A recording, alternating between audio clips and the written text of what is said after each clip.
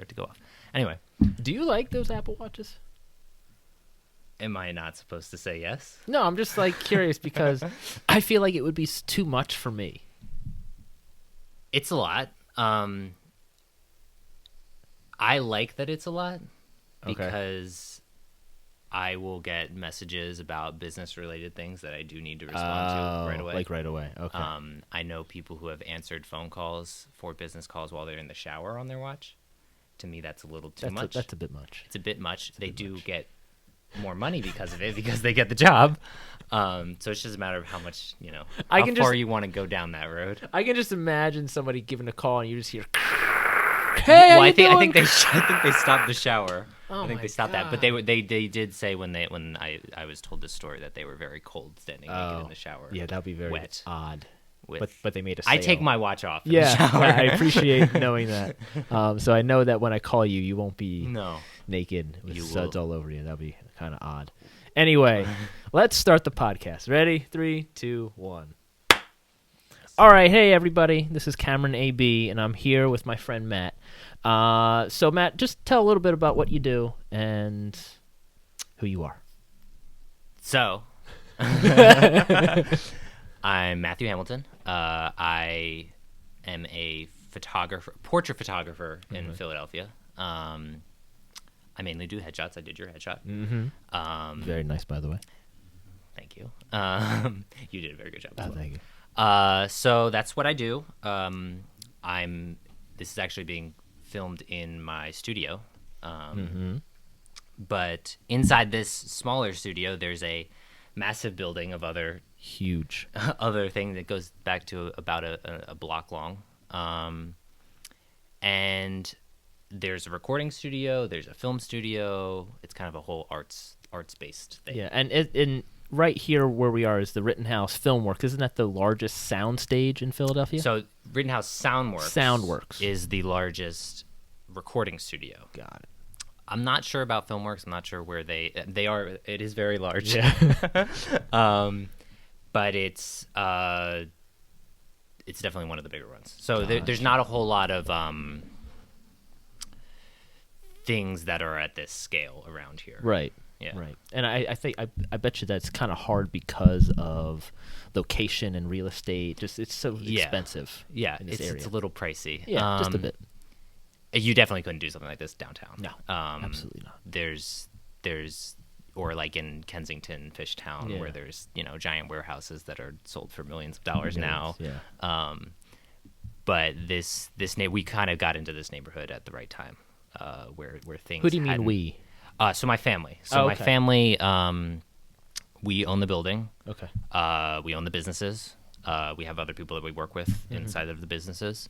But we got about, I'm going to say 6 years ago or so, Yeah.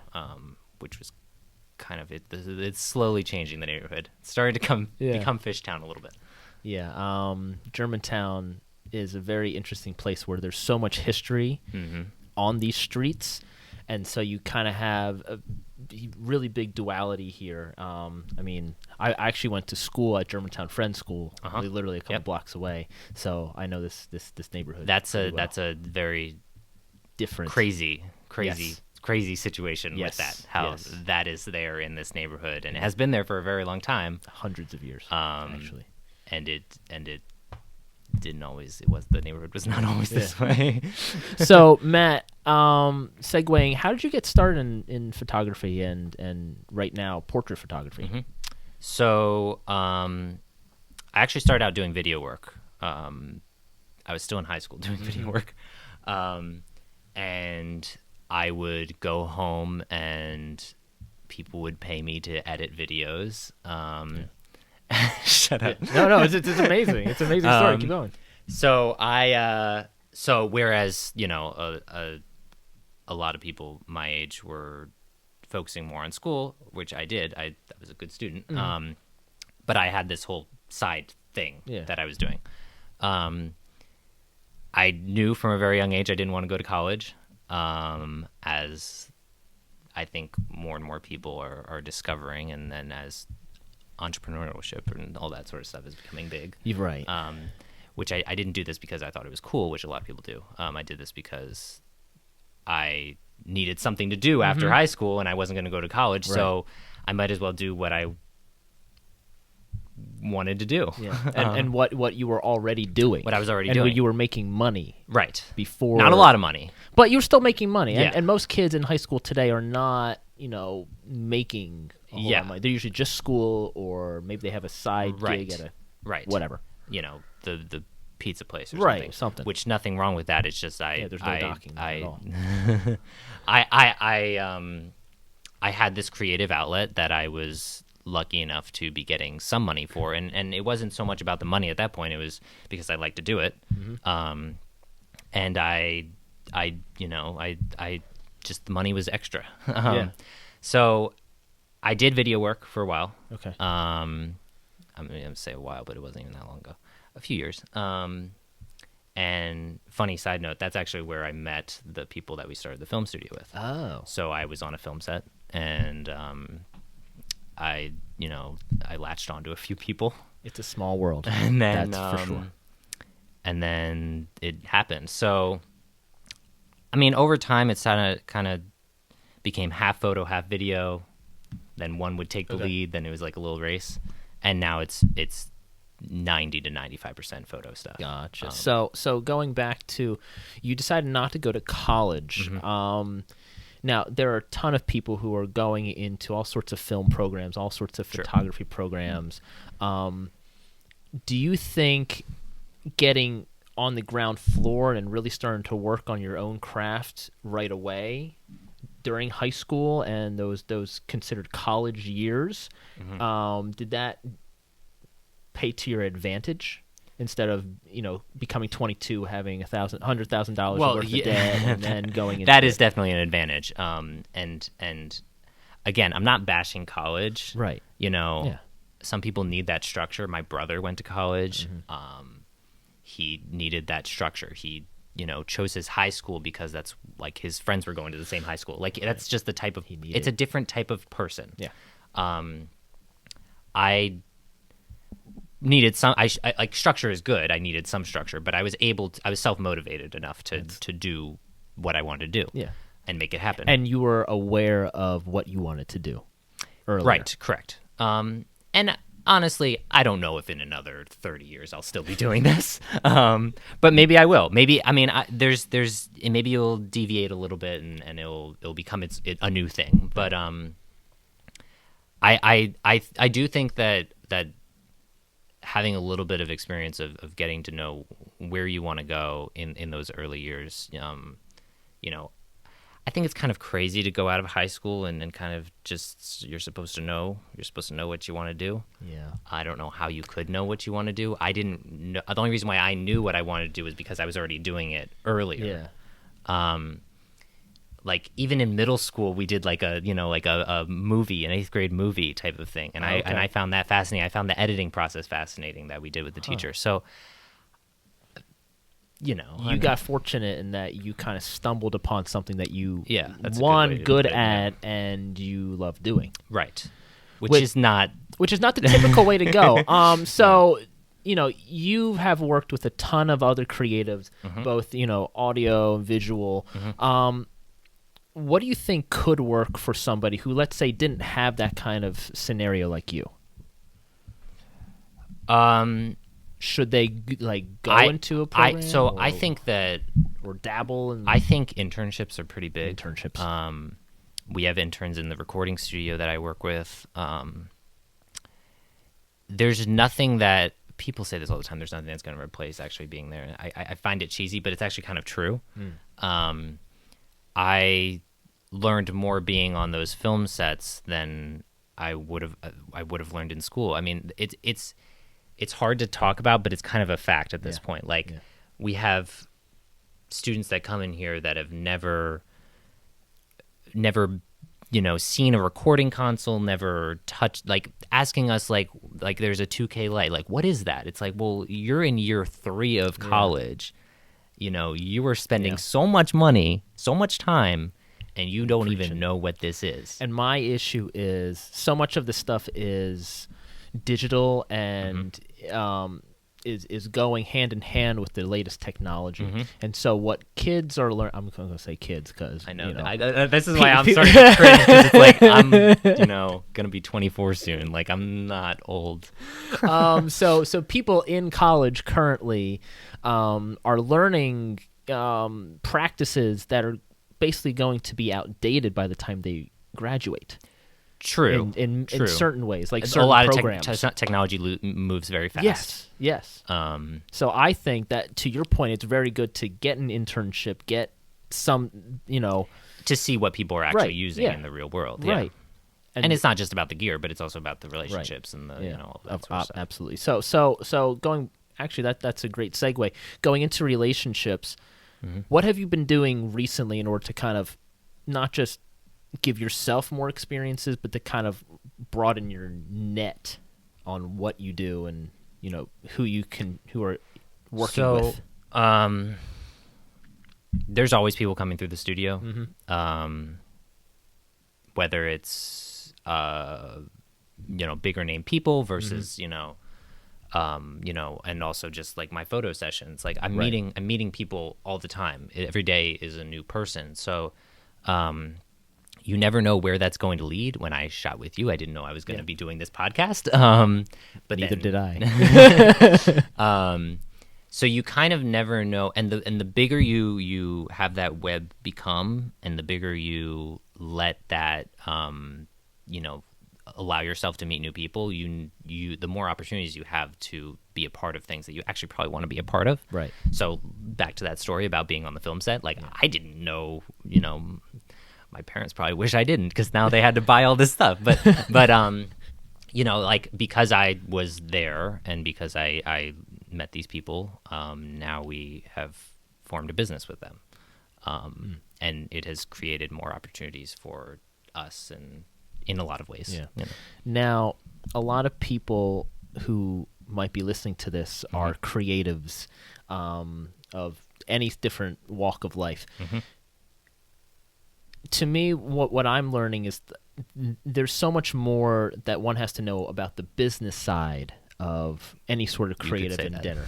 So, how did you learn about it, one, and two, what kind of advice would you say to somebody who has no idea even where to start in terms of marketing or helping themselves in a business Marketing sense? is a good word.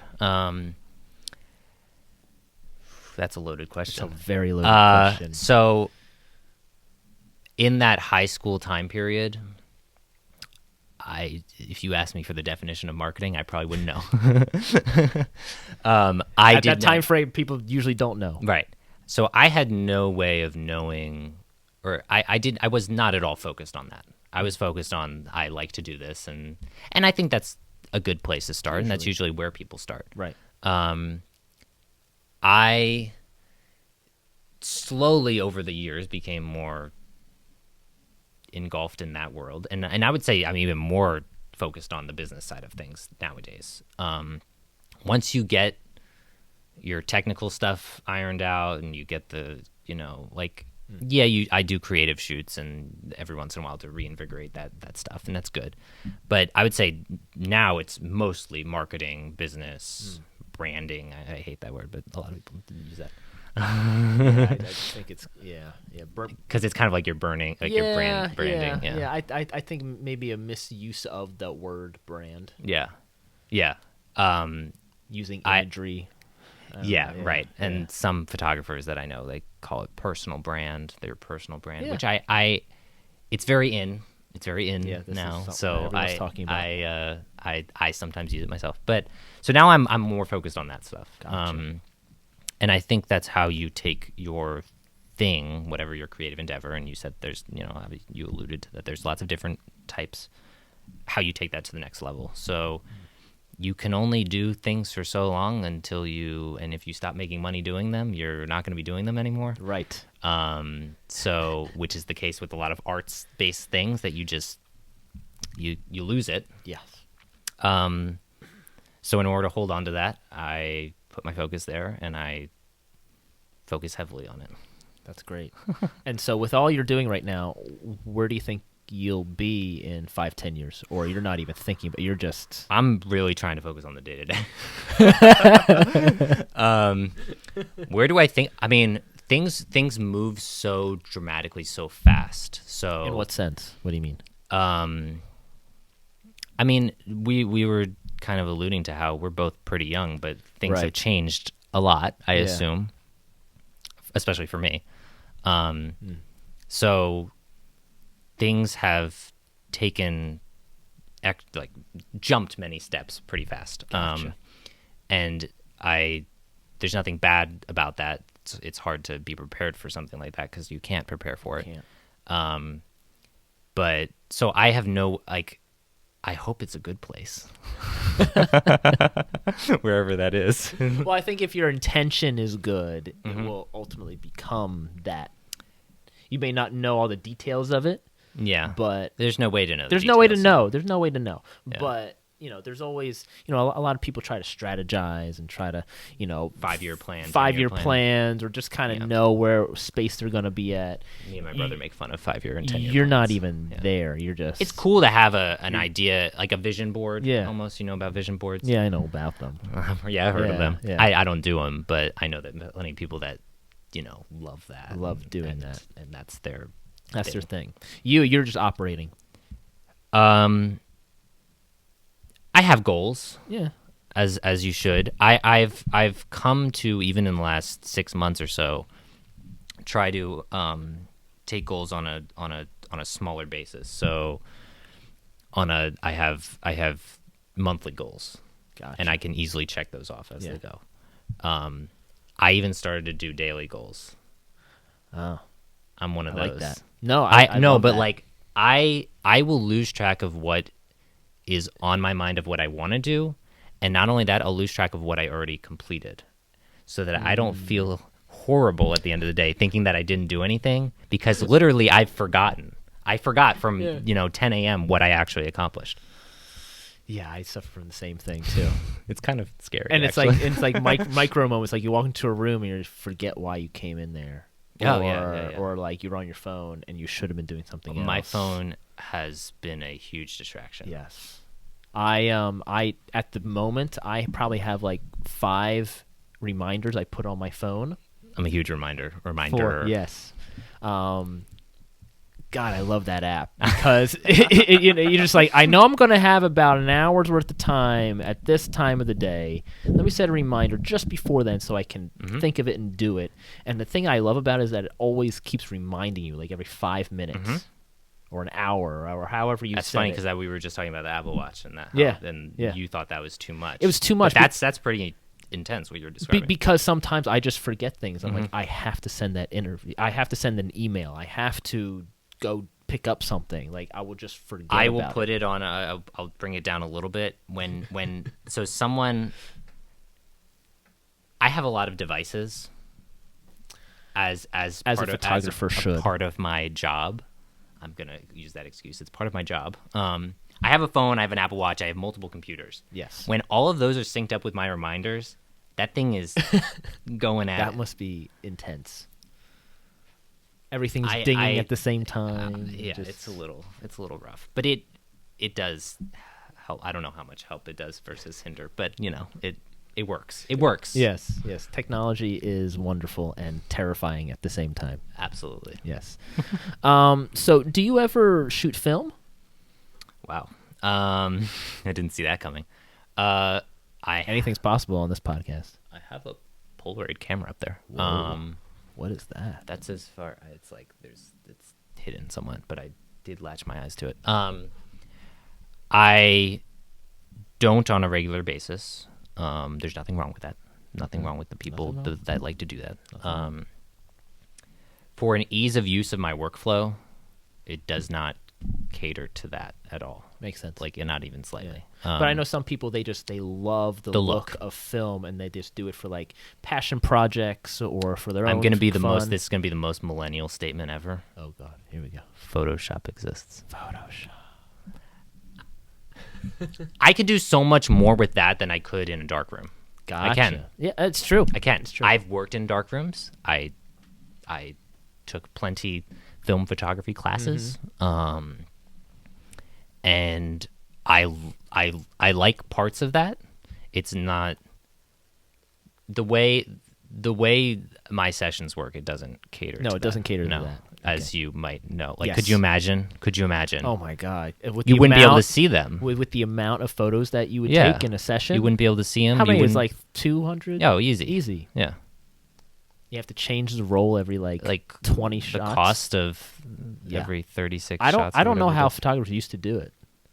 I mean, I mean, I get it it. was a different time. thing. Yeah, but Like- sports photography. That Could you must have imagine that? that must have been crazy. So, like, there's cameras that shoot 20 frames per second now. Mhm.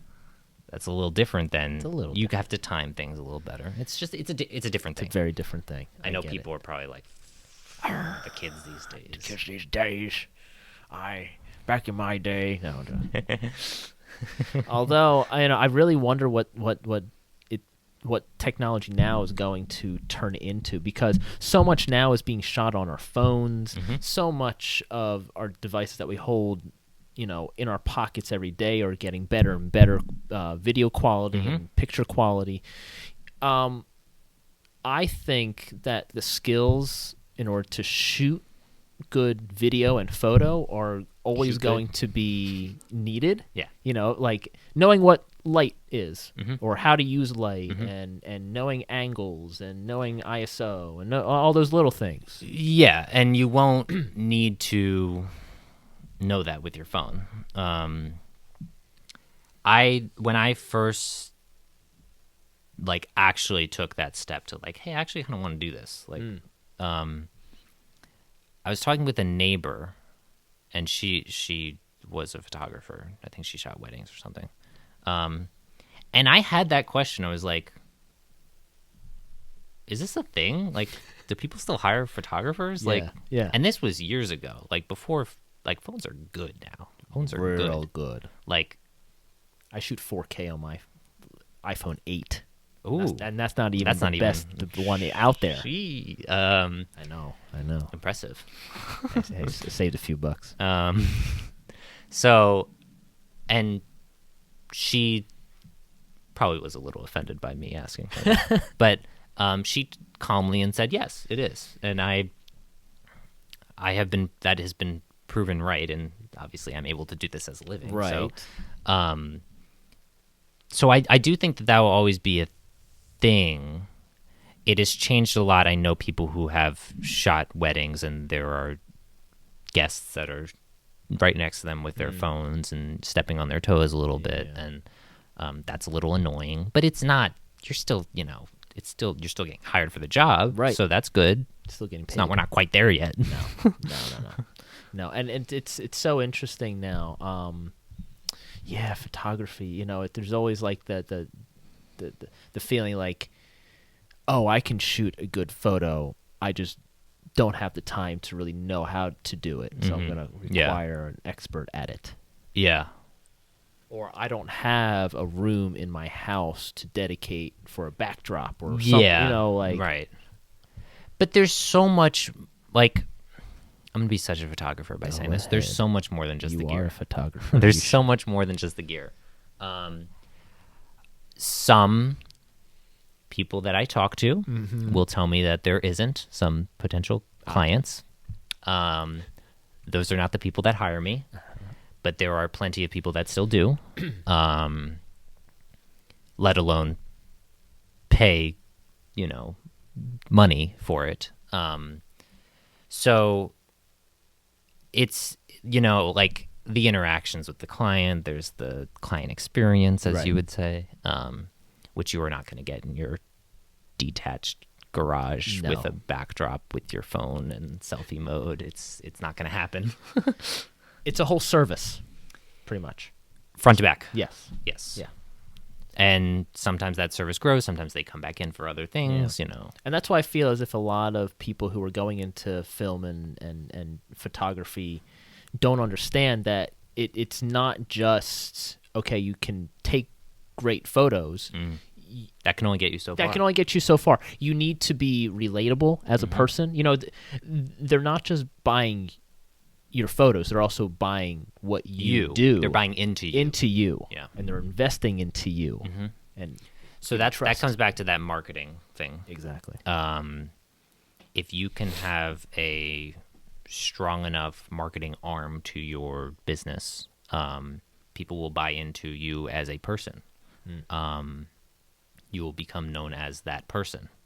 So I know plenty of photographers, primarily headshot photographers, that have become the person to go to because they positioned themselves as the solution to their problem, that client's problem. Because I believe that all of these clients have a problem that they're looking to solve. Makes sense. So you need to be their guide. And the problem solver, hopefully. Problem solver, and Someone I think to help. someone to help, but you're not the person you're not their savior. Right. You are you're helping them get to that end goal. Right. It's not like only I can save you. Come get photos with me and you will become the, whatever. Whatever the issue be. Okay, so we talked about all the good, the bad, the ugly. Yeah. What are some aspects of the industry that you really dislike at the moment? Are we talking photos or video or audio or? Yeah, you wear a lot of different hats, so And there's different things that I think for dislike. each. Yeah. So how about your bread and butter? How about photography? We can go down the list. Things that I dislike about the industry. Right. So when you say industry, what are you? It could be in referring to? anything. It could be the This is a hard one. business to business. It could be the client to who you are. It could be the admin work that you do. I behind could the scenes. always say that I don't like the fact that people might not value that photography as much because it's in their pocket. Right. But then my marketing side of my brain kicks in and it's like, that's on me. Like I have to Right. convince them that that's You're accountable for yeah, that. yeah, I need, so there's not a whole lot to dislike about the photography industry specifically. There's always going to be people that, charge barely anything and, Right. undermine whatever. Or try to say like, oh, you're getting a great experience. Do you ever get that these days? Because I know a lot of up and comers, they do stuff for free because it could boost their portfolio. There's nothing wrong with shooting for free. I do it on occasion. I do it in very select instances, though. Like back to that creative shoot idea, like if I want to experiment with some new lighting, then I'm not going to do that with a client. They wouldn't appreciate Right. that. So there's nothing wrong with that. What was the specific question though about that specifically? I was just curious about, Like you said, client experience, the experience. Like, So there's a client experience, or just what somebody brings to the table that you see over and over again. That's like they do that and I don't. they don't get it, or they do, or just something. It's a hard question. Okay, no, I kind of get. So there's a. See, the problem is I usually I'm not going to go into specifics don't go into specifics. because I feel like I'll get in trouble. No, you won't. But you can there plead are the fifth. certain ways that people lay out their pricing specifically, that I don't agree with. Not to say that they have to do what I want them to do, but it's kind of a value thing. It's Gotcha. a little too much throwing things away than I would like. Gotcha. All right, so we talked about the photos. Yeah, How about another side of the Okay, industry that you so- haven't had in? That you So wanted to talk the about? recording studio industry. So we're talking Okay. about like musicians. Yes. I'm not going to talk bad about musicians. No. I am one. There are people that, I mean, if we're back onto pricing, Go ahead. there is all over the world, there's such a wide range of recording studio rates. I find that some people think that some geographic locations value it a little differently. Let me say that. Whereas there are places like Atlanta that Which there's just a buttload of recording studios yes. now. So there's places like that or LA that How about Nashville? There's a ton of there too. Nashville's another big one. That they have it's very populated in that genre, and they charge for that, and that's good. I think that's great. I think everyone should move in that direction. They give a lot less of product, I think, but they charge a lot. I like that. I think that the whole thing should move in the whole business should move in that direction. But then there's also places that have an incredible amount to offer that can't charge anywhere close to that. Just because of the location. The location. Ah. So because it's very well populated in places like Atlanta, it's a little different. So Which can also be photography related right. and video and all So that. let's say you were a musician and you want to get your best bang for your buck. Should you go to the Atlanta or the Nashville studio, or should you, get your feet I think wet? it depends on what you're doing. So if you're like into hip hop and that's the biggest in Atlanta, that's where you're Huge. That's the place That to be. is the thing. The relationships that you will get by being in Atlanta to do that will not happen anywhere else. And so you think that supersedes the actual money. I think that if you want to play the game, you got to put the money in. Got to pay to In play. anything. You got to pay to play. In anything. All this stuff it's not free. No. It's not free. So what happens with the kid who wants to do it but has $0? Like, So where should they start? in the early 2000s, there was a big boom for home studios. Yes. Big. Like, they were the thing. My dad had one in my basement, and that was the studio that's here originally, but it got moved here. I've met with plenty of people that come to tour the studio on the premise that they might want to book a session when really they just want to pick my brain on how to install soundproofing in their house. Is it that difficult though? To Soundproof? Like, I mean, Oh. you can get crazy with it, but Did I show you the upstairs? yes, you did. Okay, good. It's beautiful, by the way. It's a little in depth. The amount of cabling and sound treatment that if you want to do it right, it's very expensive.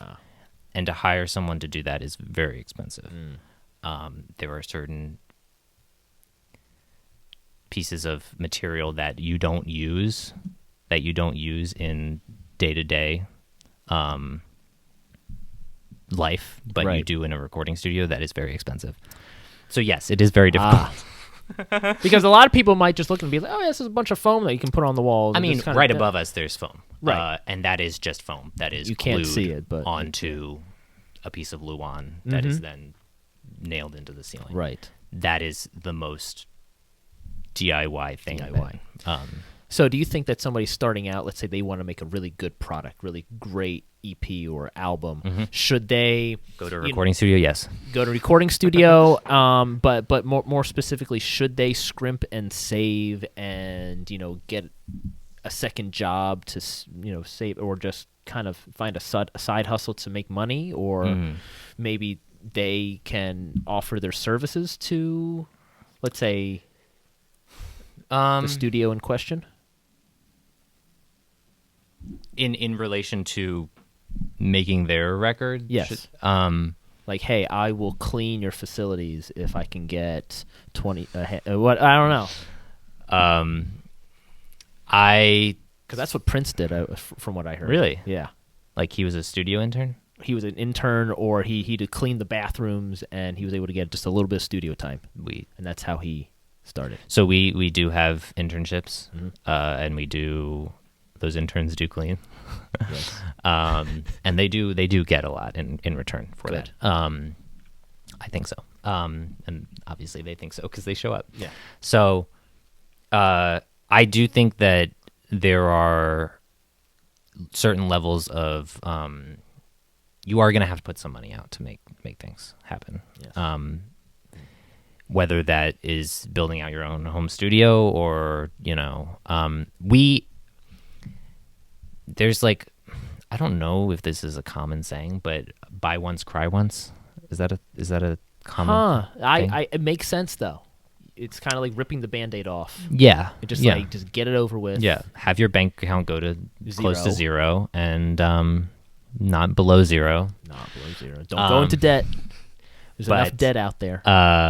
Have it go pretty low, and you will have your product. The thing that people don't realize in a lot of I'm going to branch this into photography too.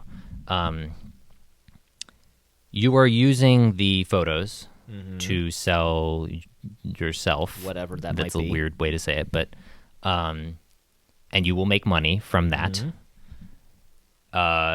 You are using the recording in the recording studio to sell your band for paid gigs, I hope. It is an investment. You are going to need to put the money down to make it back, and hopefully you're making more back. Hopefully. That's the idea. Don't do this if your music's bad. So similar to when people come into the film studio, they're shooting a commercial. The reason why they're shooting the commercial is because they're selling a product, and that product will make more money than they paid it costs to be in the studio. The reason why they do it is because it works. Yes. I recently did a shoot for a commercial, and I know that the actors were paid an X amount of dollars to, for the entire day's worth of shooting inside of this store. I can't disclose all the info, but that little bit of money that the company dished out to all the actors and for, the director and the DP and all the equipment and all the editing that they do. Not a little bit of money. It's not a little bit of money. No. I don't even want to know how much that 30-second spot is going to actually cost. But in turn, that's supposed to increase sales for this company, for this store, however many fold.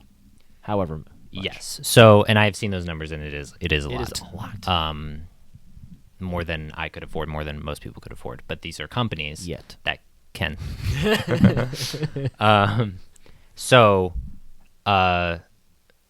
And everything has a range, What is a lot to one person is not a lot to someone else. It's all subjective. So I think that you need to do what you're comfortable with as far as budgeting. Got it. Don't go into debt. Don't go into debt. But you can get close, but don't go. But into debt. you should also push yourself a little bit. Yes. Everything that I have done spending wise so far has worked out. But there were plenty of times where I had $20 in my bank account. I need these sets of lights. I need them. I didn't need them, but I bought them. You bought them. And it did increase my confidence in my photography. Yes. And it did allow me and to also sell it gives a better impression on somebody coming in and say, hey, he's got some good lights. So many here. crazy stories. I know people who have built their own lights. I'm going to throw this guy under the bus. A photographer in Chicago that I know. I'm not going to say his name, but he made his own lights years ago when he first started because he couldn't afford to get the real thing. I get it. He took those lights to companies to shoot with them. And looking back, I know for a fact he is very embarrassed by this. But it did get his foot in the door, and some of those companies he's still shooting with to this day. That's great. Those specific people didn't seem to care about that. Or they didn't know any better. And there's a whole thing about, for rentals. Yes. For gear rentals. Yes. You need to have that brand name. Oh, yeah, true. Yeah, I know. But this is better. It's like, well, it doesn't matter. Yeah. I know a lot of people get gigs just because they have the gear. Or maybe yeah, mom and dad, were able to drop however many $1,000s to get a Red camera. Yeah. And that's how they got the gig. Right. Because they may not know how to use it or how to make a story out of it, but they got the equipment. There's a story that someone in the front film studio told me once. He was like, he used a Sony camera or used a Sony camera on this shoot, but there was an external battery, and it was a Red battery, so like that the company Red makes, right? So it had the little Red logo, and we're shooting on Red today. Someone was like that. He's like, well, no, not exactly, just the battery. All right, so let's segue. So we talked about things you may dislike. In the future, coming down the pipeline, since you kind of have your finger on the pulse, what are you excited about? coming up?